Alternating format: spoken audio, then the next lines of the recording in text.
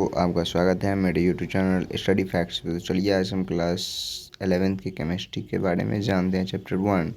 सबसे पहला चैप्टर 1 में हम बेसिक चीज़ों से जानेंगे क्या है नहीं है। तो सबसे पहला टॉपिक है हमारा केमिस्ट्री। केमिस्ट्री अब किसे कहते हैं भैया? केमिस्ट्री के बारे में तो हम अध्ययन करने वाले ही हैं आगे जाके बहुत चीज़। इससे पहले वाले वीडियो में हम बेसिक चीज़ों के बारे में बता चुके हैं जो अब काम आने वाले हैं।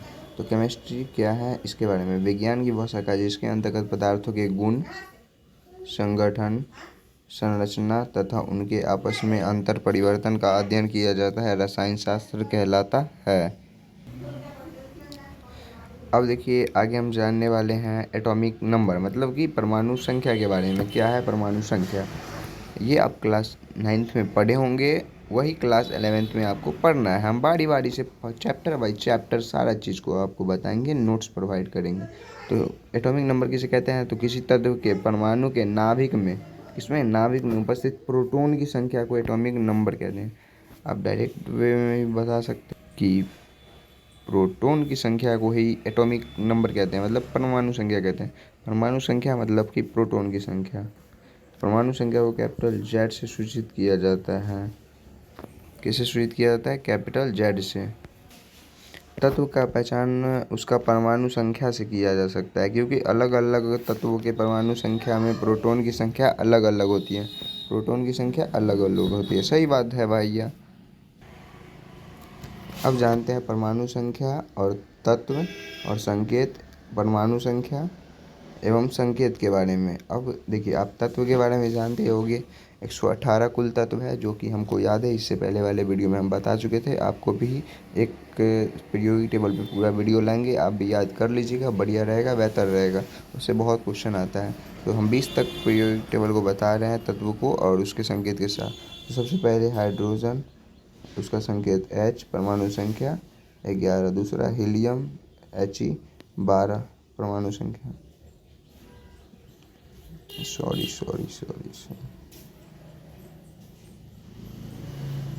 हाइड्रोजन का H संकेत होता है और हीलियम का He, और हीलियम का लिथियम का हो जाएगा Li, बेरिलियम का Be, बोरोन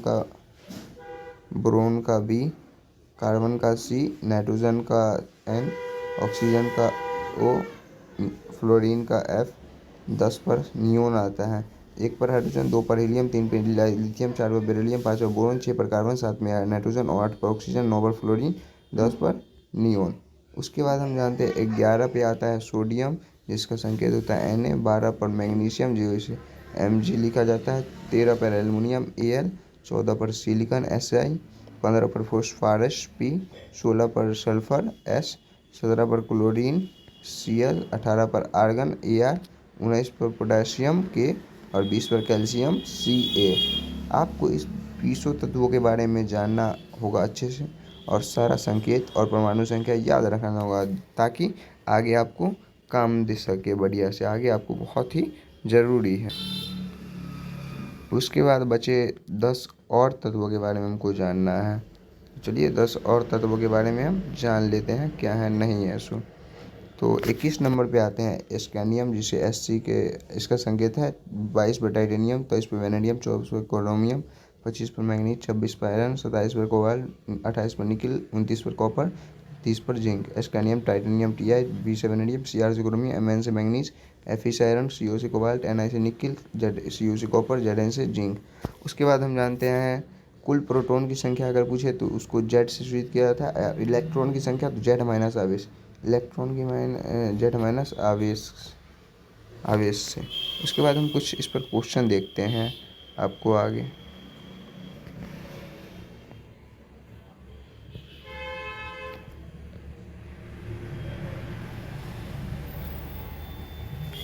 जैसे कि पहला एग्जांपल है हमारा C2O4 2-। कुल प्रोटॉन की संख्या इसमें पूछे तो C2 बार है, तो कार्बन 6 नंबर पे आते हैं। उसका कार्बन का परमाणु संख्या 6 होता है, 6 को 2 बार गुना कर दिए, 6 को 2 बार।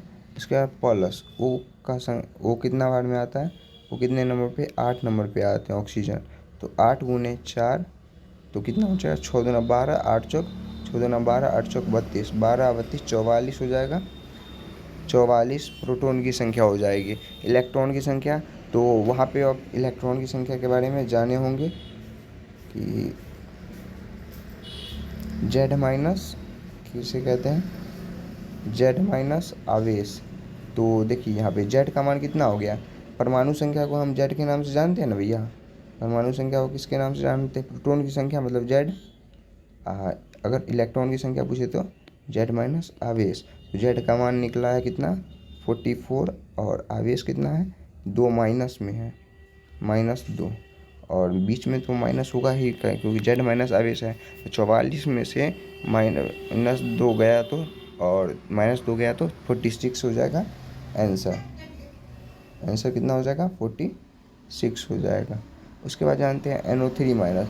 कुल प्रोटॉन की संख्या 7 गुने 1, नाइट्रोजन 7 गुने 1 प्लस ऑक्सीजन आंतरिक 24, तो 7 × 24 तो 31। कुल इलेक्ट्रॉन की संख्या जेड माइनस आवेश, तो 31 में से एक यहाँ पे है छुपा हुआ, तो एक माइनस का एक गया तो 32 आ जाएगा PH4। तो कुल प्रोटॉन की संख्या बराबर 15 गुने 1 15, और हाइड्रोजन एक नंबर पर, तो एक को 4 बार गुना करेंगे 4 15 4 19। कुल इलेक्ट्रॉन की संख्या 19 माइनस 1, तो 18 कुल इलेक्ट्रॉन की संख्या। तो प्रोटॉन की संख्या इलेक्ट्रॉन की संख्या आपको निकालने आ गया होगा। तो हम आगे बात करते हैं कुछ टॉपिक। अगला एग्जाम्पल है हमारा Fe3+। क्या है Fe3+। अब इसमें कुल प्रोटॉन की संख्या बराबर 26 है, क्योंकि Fe का संकेत होता है कितना 13 26 हो जाएगा, एक ही बार है Fe तो Fe। तो 26 माइनस आवेश, तो 26 में से 3 गया तो 23 बच गया। O2 देख लीजिए, यहाँ O2 का संकेत, प्रोटॉन की संख्या 16, इलेक्ट्रॉन की संख्या 15, Cr2O7 72 माइनस। तो कुल प्रोटॉन की संख्या बराबर 104 आप निकाल सकते हैं, क्योंकि इससे पहले हम बता चुके हैं। इलेक्ट्रॉन की संख्या बराबर 106, 104 माइनस -2 यहाँ पे देख सकते हैं। PMNO4 माइनस, तो यहाँ पे आ जाएगा कितना, तो हम देखते हैं।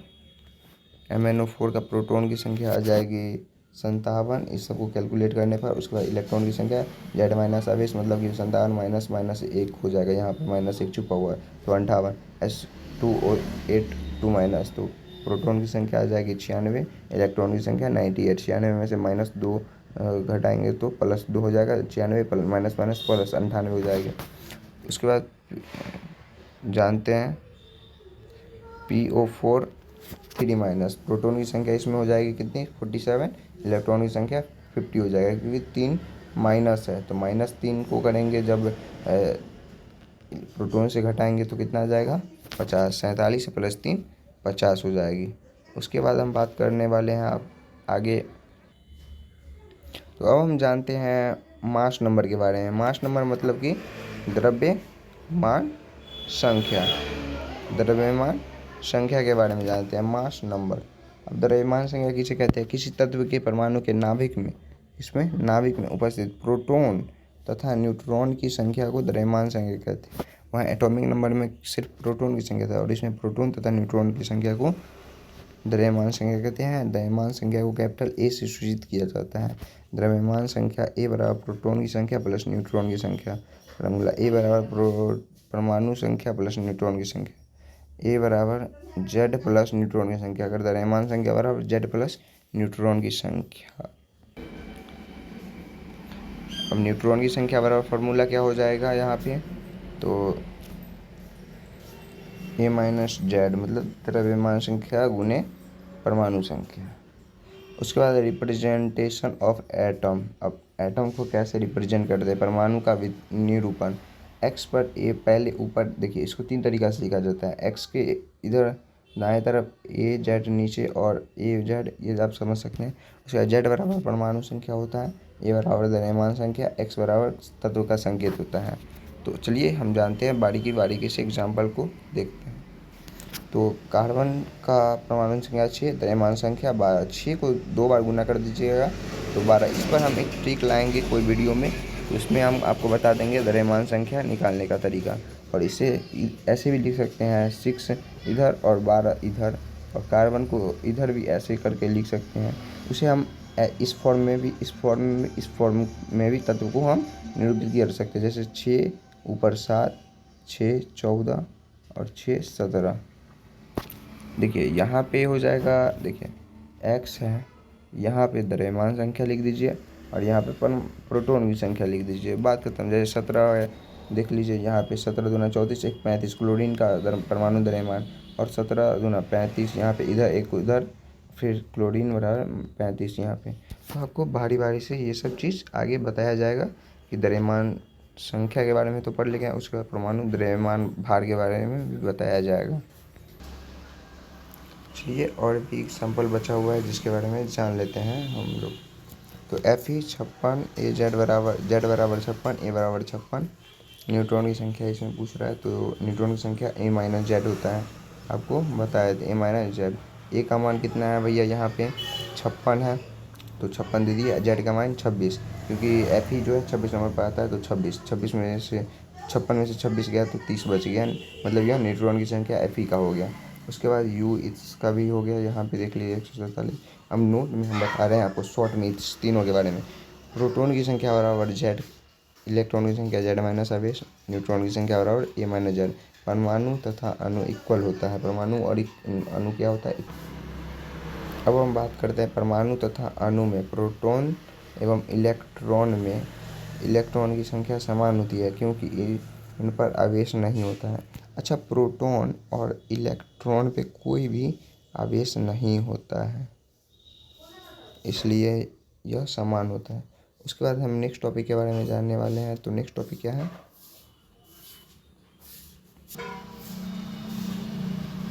तो आगे हम जानने वाले हैं आइसोटॉप्स, आइसोबार्स, आइसोटोन्स और आइसो इलेक्ट्रॉन्स के बारे में। सबसे पहला टॉपिक है आइसोटॉप, समस्थानिक। समस्थानिक होने के लिए कुछ रूल है। 2 या 2 से अधिक परमाणु जिसका परमाणु संख्या समान होता है, जिसका परमाणु संख्या समान होता है तथा द्रव्यमान संख्या भिन्न होता है, द्रव्यमान संख्या भिन्न होता है, उसे समस्थानिक कहते हैं। उसके बाद हम जानते हैं नेक्स्ट,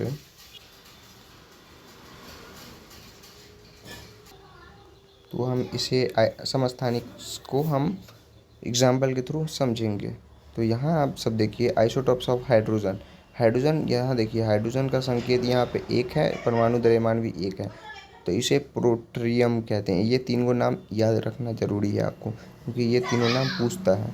तो प्रोटॉन की संख्या यहाँ पे 1 है, इलेक्ट्रॉन की संख्या 1 है, न्यूट्रॉन की संख्या 0 है। एक परमाणु संख्या, लेकिन द्रव्यमान संख्या यहाँ भिन्न हो सकती है। लेकिन देखिए हर एक जगह आपको हाइड्रोजन के नीचे 1 मिलेगा, मतलब कि इसमें क्या बोला, परमाणु संख्या समान हो सकता है बट द्रव्यमान संख्या भिन्न हो सकता है। तो यहाँ देखिए द्रव्यमान संख्या भिन्न है, लेकिन प्रोटॉन की संख्या एकदम क्या है, निश्चित है। प्रोटॉन और इलेक्ट्रॉन की संख्या निश्चित रहती है, लेकिन न्यूट्रॉन की संख्या हमेशा बदला हुआ रहता है। उसके बाद हम जानते हैं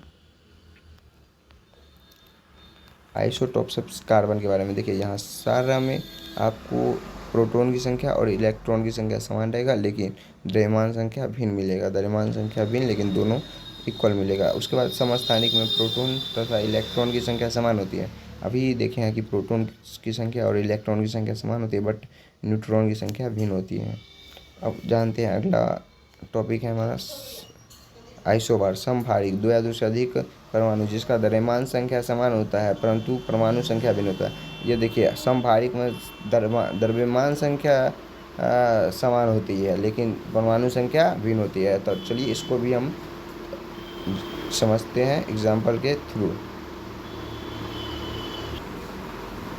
तो इसका एग्जाम्पल ये हो जाएगा कि यहाँ पे देख सकते हैं द्रव्य परमाणु संख्या 11 है इन्हें का, और Mg 12, तो अलग अलग ले सकते हैं, लेकिन द्रव्यमान संख्या 24 ही होगा दोनों का। तो ये एक इसका एग्जांपल था। आइसोबार्स में प्रोटॉन, इलेक्ट्रॉन तथा न्यूट्रॉन भिन्न भिन्न होता है, इसमें तीनों भिन्न भिन्न हो सकता है। उसके बाद जानते हैं नेक्स्ट टॉपिक आइसोटोन्स के बारे में, मतलब सम न्यूट्रॉनिक्स के बारे में। 2 या 2 से अधिक परमाणु जिसका न्यूट्रॉन की संख्या समान होती है सम इलेक्ट्रॉनिक्स कहलाते हैं, सम इलेक्ट्रॉनिक। इसमें इलेक्ट्रॉन की संख्या समान होती है। तो यहाँ पर आइसोटोन्स मतलब सम न्यूट्रॉनिक्स हो जाएगा, जिसमें न्यूट्रॉन की संख्या समान हो गया। जैसे यहाँ देखिए हाइड्रोजन 2 ले, तो तब पर भी हाइड्रोजन हीलियम लिए, तब पर भी न्यूट्रॉन की संख्या समान है। कार्बन लिए, नाइट्रोजन लिए, तब पर भी न्यूट्रॉन की संख्या समान है, न्यूट्रॉन की संख्या समान है। सम न्यूट्रॉनिक में प्रोटॉन तथा इलेक्ट्रॉन की संख्या भिन्न हो सकती है। सम न्यूट्रॉनिक में प्रोटॉन तथा इलेक्ट्रॉन की संख्या भिन्न हो सकती है। समस्थानिक एक ही तत्व के परमाणु है, जबकि समभारिक तथा सम न्यूट्रॉनिक अलग अलग तत्व का परमाणु होता है। उसके बाद हम जानने वाले हैं कि मूल कंसेप्ट किसे कहते हैं। सबसे VVI टॉपिक है जो आप 9th में भी पढ़े होंगे, मूल कंसेप्ट। चलिए इसके बारे में जानते हैं, मूल कंसेप्ट के बारे में क्या है। नहीं मूल कंसेप्ट तो इसका हो जाएगा, एक मूल बराबर 6 0 2 2 और 20 को जीरो हो जाएगा, 20 0 लग जाएगा कण। इसके बाद इसे शॉर्ट में लिखा जाता है, एक मोल बराबर 6 पॉइंट हो जाएगा 022 गुने 10 पर पावर 23 कण लिखा जाता है। 10 पर पावर 23 कण लिखा जाता है। इसे कितना लिखा है, परमाणु में, अणु में और आयतन में लिखा जाता है। इसे एक मोल बराबर क्या याद रखिएगा, 6.022 इंटू 10⁻23। तो उसके बाद हम जानते हैं एक मोल बराबर 6.022 इंटू 10⁻23 कण हो गया। तो इसे एवोगाड्रो नंबर के नाम से भी जाना जा सकता है। इसे एवोगाड्रो संख्या भी कहा जाता है। इसे Na से सूचित किया जाता है, N, और यहाँ पे A से सूचित किया जाता है। इसका फर्स्ट फार्मूला के बारे में हम जानते हैं। इसके अंतर्गत बहुत सारे फार्मूला है जो हम बारी बारी से जानेंगे। फर्स्ट फार्मूला है हमारा कि मोलों की संख्या बराबर हो जाएगा, मोलों की संख्या बराबर कणों की संख्या बट्टे एवोगाड्रो संख्या। तो कणों, उसके बाद हम अगर कणों की संख्या निकालें तो कणों की संख्या बराबर मोलों की संख्या गुने एवोगाड्रो संख्या। इस पर निम्नलिखित क्वेश्चन है जिसके हम बारी बारी से जानेंगे। निम्नलिखित में मोलों की संख्या ज्ञात करें। अब 6.022 इंटू 10⁻22 H2O अणु दे दिया था। H2O अणु की संख्या यहाँ पे इतना है, 6.022 इंटू 10⁻20। नाउ अब हम निकालेंगे कि मोलों की संख्या और H2 अणुओं की संख्या बटे एवोगाड्रो संख्या। तो एवोगाड्रो संख्या का फॉर्मूला लगा दिए। उसके बाद H2O अणुओं की संख्या कितना है, 6.022 इंटू 10⁻23 और एवोगाड्रो संख्या क्या है, 6.022 इंटू 10⁻23। तो इसको पूरा इससे ये कट जाएगा। इसके बाद बचेगा 1/10 मोल H2O, 1/10 मोल H2O। उसको हम लिख सकते हैं 0.1 मोल H2O। तो ये दोनों क्वेश्चन भी हम आगे जानेंगे। तो चलिए, हम आपको बोले थे कि इसमें हम बहुत सारे फार्मूला को बारे में जानेंगे मोल कंसेप्ट में। तो फर्स्ट फार्मूला आपको क्या बताते हैं, मोलों की संख्या और कणों की संख्या बटे एवोगाड्रो संख्या। सेकंड फार्मूला मोलों की संख्या बराबर पदार्थ का द्रव्यमान तथा पदार्थ का मोलर द्रव्यमान। थर्ड फार्मूला होगा मोलों की संख्या बराबर NdV पर गैस का आयतन बटे 22.4 लीटर मोल इनवर्स। कणों की संख्या बराबर पदार्थ का द्रव्यमान तथा पदार्थ का मोलर द्रव्यमान गुने एवोगाड्रो संख्या। उसके बाद पदार्थ का द्रव्यमान बराबर कणों की संख्या बटे एवोगाड्रो संख्या गुने पदार्थ का मोलर द्रव्यमान। कणों की संख्या बराबर NdV पर गैस का आयतन बट्टे 22.4 लीटर मोल इनवर्स गुने 6.022 इंटू 10⁻23 मोल इनवर्स। NdV पर गैस का आयतन हो जाएगा कणों की संख्या बट्टे एवोगाड्रो संख्या गुने 22.4 लीटर मोल इनवर्स। 5वें नंबर पर गैस का द्रव्यमान बराबर NdV पर गैस का आयतन बट्टे 22.4 लीटर मोल इनवर्स गुने गैस का मोलर द्रव्यमान। 6ठे नंबर पर आ जाएगा गैस का NdV पर गैसों का आयतन, गैस का द्रव्यमान तथा गैस का मोलर द्रव्यमान गुने 22.4 लीटर मोल इनवर्स। अब आगे हम बात करते हैं, अब जानते हैं हम सॉल्यूशन के बारे में। सॉल्यूशन क्या है भैया, तो विलयन। सॉल्यूशन मतलब विलयन के बारे में जानते हैं क्या है। विलयन, दो या दो से अधिक घटकों के समांगी मिश्रण को विलयन कहते हैं। घटक बराबर तत्व या यौगिक, घटक तत्व या यौगिक का होता है। विलयन किसी भी अवस्था में हो सकता है। विलयन किसी भी अवस्था में हो सकता है, जैसे जल और चीनी समांगी मिश्रण है, द्रव्य के रूप में काम करता है। हवा N2O2 CO2 जल व समांगी मिश्रण है, गैसीय अवस्था में है। ब्रास, पीतल Cu + Zn का मिश्रण होता है। पीतल समांगी मिश्रण है लेकिन ठोस अवस्था में रहता है। तो 3 एग्जाम्पल को कंप्लीट किए। उसके बाद हम जानते हैं सॉल्यूट और सॉल्वेट के बारे में। अब सॉल्यूट किसे कहते हैं, तो विलय तथा विलायक। सॉल्यूट वर्सेस सॉल्वेट, तो विलय तथा विलायक।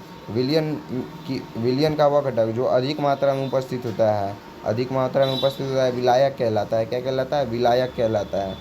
या विलयन का वह घटक जिसमें अन्य घटक घुलते हैं विलायक कहलाता है। उसके बाद हम जानते हैं विलयन का वह घटक जो कम मात्रा में उपस्थित होता है उसे विलय कहते हैं, या विलयन का वह घटक जो घुलता है उसे विलयन कहते हैं। उसके बाद हम जानते हैं कि जल सदैव विलायक के रूप में की तरह व्यवहार करता है। जल किसकी तरह व्यवहार करता है? विलायक है। जहाँ आपको जल दिखाई दे वाटर, वो क्या होगा? विलायक होगा। विलयन में विलय की संख्या एक से अधिक हो सकती है। विलयन में विलय की संख्या एक से अधिक हो सकती है, परंतु विलायक की संख्या निश्चित एक ही होगा। हर एक विलयन में विलायक जो होगा वो एक होगा, और विलय वो बहुत सारे हो सकते हैं। उसके बाद हम बात करते हैं, जैसे एग्जाम्पल के थ्रू समझते हैं, तो एग्जाम्पल हो जाएगा वाटर प्लस शुगर। तो वाटर हो जाएगा विलायक और शुगर हो जाएगा विलय। वाटर हो जाएगा यहाँ पे विलायक, शुगर विलय, और साल्ट भी विलय। बेंजीन हो जाएगा विलायक और टोल्यूइन हो जाएगा विलय। एयर N2 हो जाएगा विलायक, O2 AR CO2 सब विलय हो जाएगा, वाष्प। तो विलयन की अवस्था विलायक की अवस्था पर निर्भर करता है। विलयन का अवस्था जो है विलायक की अवस्था पर निर्भर करता है। इसका अर्थ यह होगा कि विलायक जिस अवस्था में होगा विलय उसी अवस्था में होगा। दो या दो से अधिक से अभिक्रियाशील गैसों का मिश्रण सदैव समांगी हो जाएगा। Classification of solution. A number पे विलय तथा विलायक की अवस्था पर विलयन का निम्न प्रकार से वर्गीकृत किया जाता है। जैसे विलयन, विलायक, विलय। एग्जाम्पल, विलयन ठोस विलयन रहे तो, और ठोस विलायक रहे तो, और विलय भी ठोस द्रव्य गैस में रहे तो। अगर ठोस में रहे तो जैसे एग्जाम्पल हो जाएगा गोल्ड तथा कॉपर। अगर द्रव्य में रहे तो यहाँ पे एग्जाम्पल हो जाएगा zinc and mercury.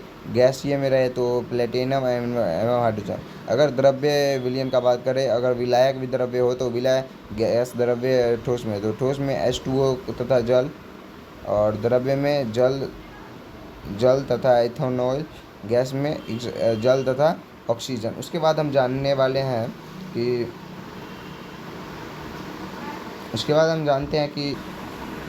B number में जानने वाले हैं घटकों के संख्या के आधार पर विलयन। तो इसे कितने आधार पे बांटा गया? 4 आधार पे। बाइनरी सॉल्यूशन जिसे द्विघटक विलयन कहते हैं। ऐसा विलयन जिसमें 2 घटक होते हैं, एक विलायक तथा एक विलय उपस्थित हुआ द्विघटक के विलयन कहते हैं, जैसे जल और चीनी। टर्नरी सॉल्यूशन त्रिघटक विलयन। ऐसा विलयन जिसमें 3 घटक होते हैं, एक विलायक तथा 2 विलय उपस्थित होता है, त्रिघटक कहलाता है, जल, चीनी, नमक।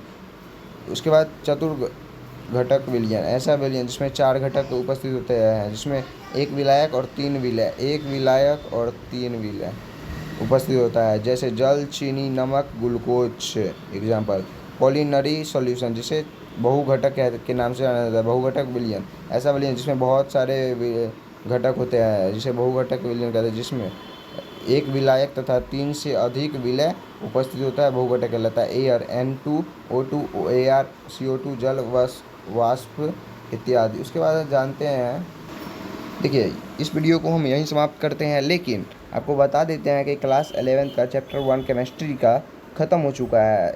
लास्ट आपको यही पढ़ना था, बाइनरी सॉल्यूशन वगैरह के बारे में, और इसके बाद आपको पढ़ना था, क्या पढ़ना था भैया? तो कंजर्वेशन ऑफ सॉल्यूशन, विलयनों की सांद्रता, उसका 8 था। मोलरता, मोललता, नॉर्मलता, मोल फ्रैक्शन इत्यादि के बारे में डिफिनीशन सहित हम क्वेश्चन भी करवाए हुए हैं दूसरे वीडियो में, आप जाकर देख सकते हैं। इस चैनल को सब्सक्राइब कर लिए ताकि हमारा सारा चैप्टर बारी बारी से सभी विषय का क्लास 11th का आप तक पहुंचते रहे और अच्छे से समझते रहिए। इसलिए इस वीडियो को ज़रूर शेयर करें, लाइक करें एवं कमेंट करें। अगर आपको कहीं भी दिक्कत हुआ कोई भी टॉपिक समझने में तो आप कमेंट कर सकते हैं, हम उस पर पर्सनल वीडियो अच्छे से बनाएंगे। Thank you so much.